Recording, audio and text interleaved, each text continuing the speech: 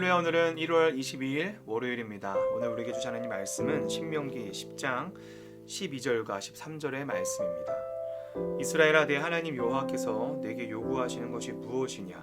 곧 내 하나님 여호와를 경외하여 그의 모든 도를 행하고 그를 사랑하며 마음을 다하고 뜻을 다하여 내 하나님 여호와를 섬기고 내가 오늘 내 행복을 위하여 내게 명하는 여호와의 명령과 규례를 지킬 것이 아니냐. 아멘. 오늘 신명기 말씀에서는 이전에 출애굽기에서 모세가 시내산에 올라가서 하나님께 받았던 십계명에 대한 이야기를 다시 한번 언급하고 있습니다. 다시 한번 광야 2세대에게 가나안에 들어가기 전 하나님의 십계명이 얼마나 중요하고 그 속에 담긴 의미가 무엇인지에 대해서 설명하고 있는 것이죠.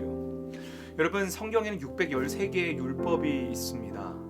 그 많은 율법 같아 보이지만 그 613개의 율법을 한데 모아서 정말 그 엑기스를 짤 수 있다면 짜서 나오는 것이 바로 십계명이라고 할 수 있겠죠. 즉 하나님께서 이스라엘에게 주었던 그 모든 율법의 근원은 바로 이 십계명으로부터 파생됐다고 볼 수도 있습니다. 그래서 십계명은 매우 중요한데요. 여러분, 하지만 이 십계명은 하나님의 말씀에 순종하고 내 말을 들어라, 어떤 그런 규칙서, 매뉴얼을 주는 의미가 아니었습니다. 십계명을 살펴보다 보면 크게 두 가지의 분류로 할 수 있는데요. 바로 하나님과의 관계 그리고 이웃과의 관계의 파트로 나눠지는 것을 우리는 알 수 있습니다. 십계명은 하나님께서 꿈꾸시는 나라의 모습이 담겨져 있습니다. 하나님께서는 창세기를 보면 태초에 이 세상을 창조하시고 또한 사람을 창조하셔서 두심으로 하나님이 태초에 꿈꾸시는 세상을 만드셨습니다. 그거는 마치 우리가 어떤 베타 테스트처럼 한번 시험 삼아 만드신 것이 아니라 하나님께서 수면 위에 운행하시면서 오랜 시간 고민하신 끝에 만드신 가장 이상적이고 완성도 있는 나라가 바로 에덴 동산의 모습이었던 겁니다. 여러분, 그 모습에서의 가장 큰 특징은 뭐였을까요? 네, 하나님과 인간, 그 피조물이 허물없이 가장 친밀했던 때였을 것입니다. 하나님과 인간이 서로 에덴 동산을 거닐며 대화하고 서로 인격적인 존재로 사랑했던 때가 바로 에덴 동산이었습니다. 그런데 우리가 잘 아는 것처럼 인간이 죄를 짓고 그 하나님과 인간 사이에 죄가 들어옴으로 말미암아 관계가 틀어지게 됐죠. 관계가 단절되게 되었습니다. 그래서 하나님께서 처음 의도하셨던 세상의 질서가 깨지게 되었죠. 하나님께서 처음에 의도하셨던 그 세상의 모습이 변질된 겁니다. 그래서 다시 본래 만드시려 했던 그 원래의 세상의 모습을 회복시키시고자 하나님은 이스라엘이라고 하는 그 작은 민족을 들어 사용하셨고 그들에게 십계명을 주심으로 그들이 그 십계명을 통하여서 다시 하나님이 꿈꾸셨던 하나님 나라를 회복시키길 원하셨습니다. 그런데 이건 단순히 하나님께서 제시한 기준에 너희가 이걸 맞춰라, 이걸 들어야 한다 라는 말씀이 아니었습니다. 하지만 분명한 것은 그 말씀에 엄청난 중요성과 강제성 비슷한 건 있었습니다. 왜냐하면 이 신명기 자체가 종주권 조약의 형식으로 쓰인 것처럼 갑이 을이 도저히 이걸 지키지 않을 수 없는 그런 강제성이 담긴 문서의 형태로 쓰인 것이기 때문이죠. 그렇기 때문에 이 이스라엘 백성은 이 십계명의 말씀 또한 내가 지키고 싶으면 지키고 그냥 안 지키고 싶으면 안 지키고의 정도가 아니라 지킬 수밖에 없는 어느 정도의 무게감과 강제성도 있던 것이 사실입니다.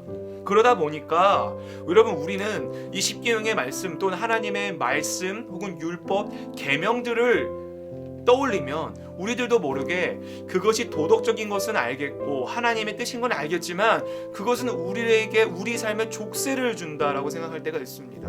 내 마음대로 살고 싶은데 그러지 못하게 만들고 내 마음대로 하고 싶은데 그것을 방해하고 날 자유롭게 하지 못하는, 마치 나를 울타리에 가두는 것처럼 여길 때가 있다는 것이죠.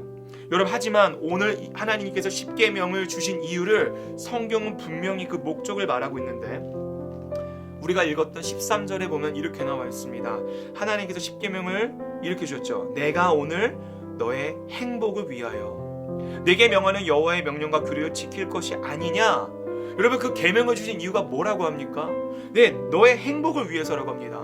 하나님이 그 계명을 주신 이유는 다른 게 아니었습니다. 바로 이스라엘의, 또한 우리의 행복 때문이었습니다. 하나님은 우리가 언제 가장 행복할 수 있는지를 말씀하고 계신 겁니다. 언제 가장 행복하다고요? 네, 그 하나님의 계명을 지키며 살아갈 때, 즉 하나님을 사랑하고 이웃을 사랑하는 그 하나님의 질서라고 하는 울타리 안에서 살아갈 때 우리가 가장 행복하다고 주님은 말씀하고 계신 것이죠. 그래서 십계명의 계명들을 유심히 살펴보다 보면 단순히 도덕적인 것에 그치지 않습니다. 바로 하나님과의 친밀한 관계로 나아가는 계명들인 동시에 하나님과의 친밀함을 토대로 이웃과의 사랑을 실천하는 것으로 이어집니다. 우리가 그토록 강조하는 하나님 사랑, 이웃 사랑이 바로 십계명 안에 담겨져 있는 거죠. 그리고 계명들을 지킬 때 우리는 본래 창조받았던 모습으로 돌아가게 되며 그것이야말로 우리가 진정한 행복으로 이어질 수 있는 길이라고 성경은 말하고 있는 것입니다. 여러분, 어떤 존재가 가장 가치 있을 때에는 바로 그 존재가 그 존재의 목적대로 사용될 때입니다. 지금 이 영상이 녹화되고 있는 카메라는 비디오로 녹화되기 위해 만들어졌습니다. 그럼 언제 비디오가 가장 이 카메라가 빛을 발할까요? 네, 영상을 잘 녹화할 때 이 가치가 빛을 발합니다. 가장 가치가 있습니다. 여러분, 이 카메라가 만약에 다른 용도로 쓰인다면 그림 그릴 때 쓸 수 있을까요? 그렇지 않죠. 이 카메라는 영상을 녹화한다는 그 목적을 위해 만들어졌기 때문입니다. 그리고 그 목적에 합당하게 쓰임받을 때 이 카메라는 가진 가치가 있습니다. 그것이야말로 마찬가지로 여러분, 우리 존재의 목적은 바로 하나님 사랑과 이웃 사랑에 있다는 거죠. 그리고 그 목적에 맞는 삶을 살아갈 때 우리의 삶은 가장 가치 있게 될 줄 믿습니다. 사랑하는 성도 여러분, 단순히 우리가 지금 말하고자 하는 것은 십계명에 국한된 이야기가 아닙니다.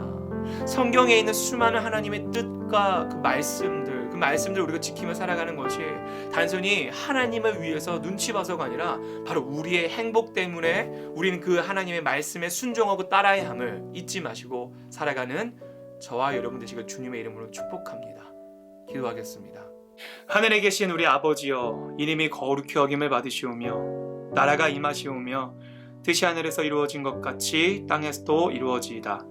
오늘 우리에게 일용할 양식을 주시옵고 우리가 우리에게 죄 지은 자를 사하여 준 것 같이 우리의 죄를 사하여 주시옵고 우리를 시험에 들게 하지 마시옵고 다만 악에서 구하시옵소서. 나라와 권세와 영광이 아버지께 영원히 있사옵나이다. 아멘.